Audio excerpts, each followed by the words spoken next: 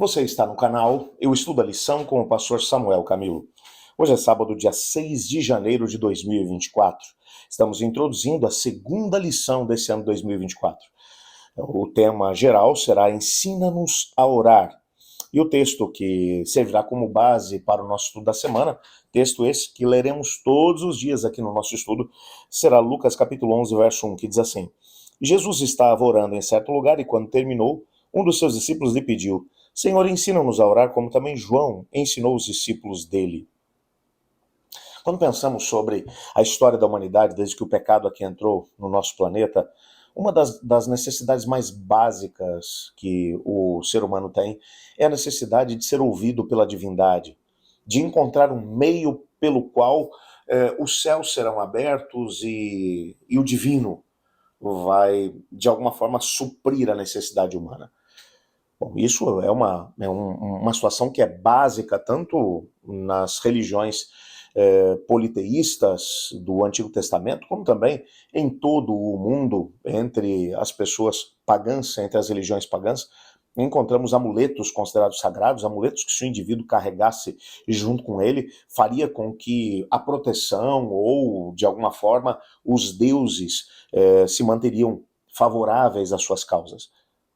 No período medieval, a igreja cristã, e muito bebendo dessas mesmas teorias que eram comuns dentro do mundo pagão, acabou trazendo, importando muitas dessas crendices para o cristianismo. E haviam pessoas que pagavam verdadeiras fortunas para poder ter uma pseudo-lasca da cruz, um prego que tinha sido usado para poder pregar o corpo de Jesus, um pedacinho do osso do dedo de um dos apóstolos, e assim por diante.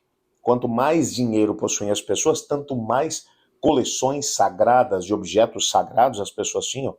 Esses objetos, na crendice medieval, eram suficientes para poder não apenas abrir as portas do céu, mas também conferir à pessoa que os possuía o perdão dos pecados e assim por diante. Uma coisa é fato, mesmo que você exclua daquilo que estamos falando, qualquer tipo de crendice e de situações que fizeram com que as pessoas, no decorrer da história, buscassem elementos palpáveis para poder conseguir alcançar o divino, uma coisa é fato. Todos os seres humanos, agora estou falando daqueles que buscam a Deus, daqueles que professam fé no seu nome, querem ser ouvidos por ele. O nosso texto de hoje, o nosso texto que nos acompanhará durante toda a semana, de Lucas capítulo 11, verso 1, nós não sabemos a identidade do discípulo que fez esse pedido. Mas esse discípulo simplesmente disse: Senhor, o senhor não podia ensinar a gente a orar? João ensinou os discípulos dele a orar, nós também queremos que o senhor nos ensine. E esse pedido foi feito a Jesus, e principalmente quando você olha para o evangelho de Lucas, Lucas é considerado o evangelho da oração. Em Lucas, o livro já começa no primeiro relato, que é o relato de Zacarias, quando ele está no templo ministrando, o anjo Gabriel aparece para ele, mencionando que ele e sua esposa seriam pais de um menino que se chamaria João, e esse menino seria o precursor do Messias, que prepararia o caminho do Messias. E antes de poder dar essa notícia, o anjo vai dizer para ele: as suas orações foram ouvidas. Ele vai colocar o nascimento de João Batista como sendo o fruto da oração. Ele vai colocar, por exemplo, Simeão e Ana no templo, orando o tempo todo, orando e jejuando, buscando a Deus. Ele vai colocar, entre outras coisas, Jesus, antes de poder, ou no momento do seu batismo, ele está dentro da água. Ele é o único que vai mencionar que Jesus estava orando dentro da água. Quando o céu se abriu, o Espírito Santo desceu sobre ele em forma corpórea, e o Pai mencionou: esse é meu filho amado em quem me comprazo. Ele é o único também que vai mencionar que Jesus passou a noite inteira em oração antes de poder escolher os 12 apóstolos, e a lista seria grande. O evangelho de Lucas é considerado o evangelho da oração, mas uma coisa é fato, esse texto vai mencionar que os discípulos perceberam que Jesus era um homem de oração. Esquece agora do Jesus enquanto Messias, pega apenas o Jesus homem, o segundo Adão. Ele se esvaziou de si mesmo e para poder conseguir alcançar aquilo que era o propósito do Pai, o propósito pré-estabelecido, não apenas pelo Pai, mas por ele, o Pai e o Espírito Santo em algum momento da eternidade, antes que o pecado aqui chegasse, porque o plano da redenção foi formulado antes disso tudo. Ele agora, para poder ter acesso àquilo que ele mesmo tinha planejado junto da divindade, ele orava ao Pai. Por isso ele passava noites inteiras em oração. Os discípulos viam isso. Sabiam que ele era um homem de oração e agora vão se aproximar do Senhor e vão dizer: nos ensine a orar, por favor. Provavelmente o que eles estavam querendo era conseguir ter o mesmo tipo de acesso que o Pai tinha, que Cristo tinha em relação ao Pai. Queriam ter a oportunidade de poder ver as coisas extraordinárias que Cristo fazia acontecendo também na vida deles. Por isso o pedido deles, ensina-nos a orar, é um pedido extremamente relevante. Sabe, é bem verdade que algumas pessoas têm dificuldade de poder entender a importância da oração. Tem muitos cristãos hoje em dia que são cristãos até de nome, cristãos que têm uma profissão de fé, mas que realmente não tem nenhum poder que flui através da vida deles. Talvez porque não vivam uma vida de oração, uma vida de busca, de clamor. Sabe, quando olhamos para o livro dos Salmos é um dos livros mais fantásticos que encontramos na Bíblia. Veja o que a autora da lição vai mencionar para a gente. Deus colocou um livro de orações, os Salmos, no centro da Bíblia. Não apenas para nos mostrar como o antigo povo de Deus orava, mas também para nos ensinar como podemos orar no presente. E sabe o que é mais interessante? É que quando nós vamos olhar as orações feitas por Cristo Jesus, nós encontramos Cristo Jesus orando, tendo como base aquilo que estava nos Salmos.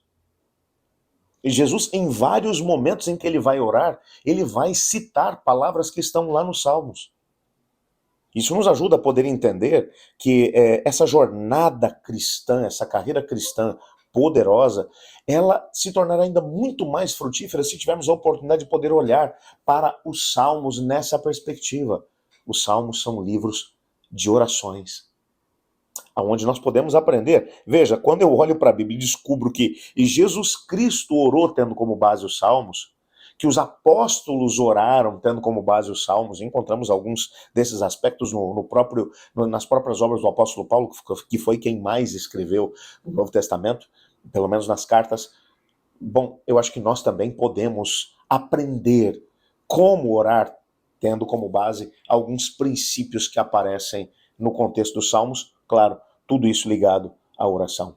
Deus nos chamou para termos uma vida de oração frutífera, uma vida de oração que realmente traga bons resultados, tanto para a nossa vida, como também para a vida das pessoas que estão à nossa volta.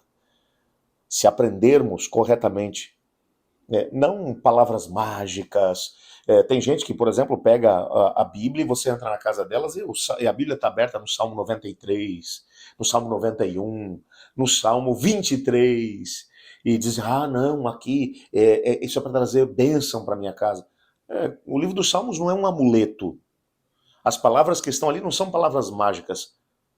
Existem apenas ali alguns indícios importantes de como orar de forma efetiva, para podermos descobrir a vontade de Deus para a nossa vida e, ao mesmo tempo, alcançar as grandes bênçãos que Deus tem para nós. Nessa semana teremos a oportunidade de crescer no contexto dessa mesma temática. Há um texto que vai aparecer no nosso guia de estudos, que é um texto do livro Santificação, na página 59, onde Ellen White vai falar um pouco sobre o poder da oração. Olha o que ela diz. A oração diária é tão essencial ao crescimento na graça e mesmo à própria vida espiritual como alimento ao bem-estar físico. Devemos nos acostumar a elevar muitas vezes os pensamentos a Deus em oração. Se a mente se dispersa, devemos fazê-la retornar mediante perseverante esforço. O hábito finalmente fará com que isso se torne mais fácil. Não podemos por um momento nos separar de Cristo com segurança. Podemos contar com sua presença para nos assistir a cada passo, mas somente observando as condições que Ele mesmo estabeleceu. A religião deve ser o mais importante da nossa vida. Tudo mais deve ser subordinado a ela. Todas as nossas faculdades morais, físicas e espirituais devem ser empenhadas na batalha cristã. Devemos orar para Cristo, em busca de força e graça. Ganharemos as vitórias, tão certamente como Jesus morreu por nós. Fantástico. Não podemos deixar de orar, não podemos deixar de buscar a Deus. É claro, nessa semana vamos entender um pouco melhor o como. Eu quero aproveitar esse momento e quero desafiá-lo a orar junto comigo. Coloque diante do Senhor, agora abra teu coração aonde você se encontra, colocando diante de Deus aquilo que são os pensamentos, as intenções, aquilo que são os seus propósitos todos especiais. Deus tem prazer em responder às orações de seus filhos. Vamos fazer isso agora juntos. Aonde quer que você esteja, leve seu pensamento a Deus. Pai do céu, muito obrigado, porque o Senhor nos deu um meio através do qual nós podemos nos comunicar com o céu. Fazemos isso agora, meus irmãos e eu. Eu nem sei quem são as pessoas que estão do outro lado dessa câmera, mas que nesse momento unem o seu pensamento ao meu. Nos colocamos diante de Ti, Pai, te pedindo simplesmente ouve a nossa prece, responde de acordo com a Tua vontade. Pedimos que o Senhor nos abençoe grandemente, pois em nome de Jesus que oramos. Amém. Amanhã continuaremos o nosso estudo da lição de Escola Sabatina na temática da oração e o tema que estudaremos será promovendo o uso dos salmos na oração. Eu estudo a lição e você?